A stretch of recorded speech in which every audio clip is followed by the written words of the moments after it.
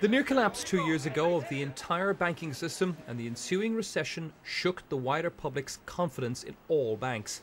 So the Consumer Group, which invited the Conservative MP David Davis to chair its all-party commission into reforming the entire banking system. If we don't do something along these lines, the next time this happens, it'll break the country. We'll go bankrupt. Because we depend so much on the banking industry in this country? Much more than anybody else. Much more. 5 times the GDP is tied up in bank assets. 5 times. Among the dozens of recommendations is a call for profound reform, including measures to provide risk-free or safe haven deposit accounts where savers wouldn't lose a penny even if the bank went bust.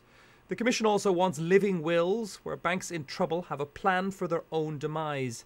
And it also wants a step change in openness by changing accounting rules and making the boards of banks more responsible for their actions. Many of these ideas are easily implemented, and indeed some have been introduced already. But the most controversial idea involves the breaking up of British banks. That means the separation of normal retail banks from the riskier investment banks. But is smaller always better?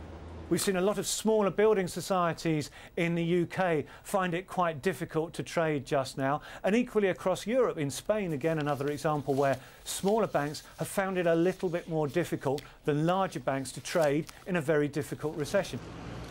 The report will be presented to George Osborne this week, and tonight the BBC has learned that the new Chancellor will also be pressing ahead with his plan to strip the city watchdog, the FSA, of its responsibility for preventing excessive risk-taking by banks. That role will soon return to the Bank of England. Joe Lynam, BBC News.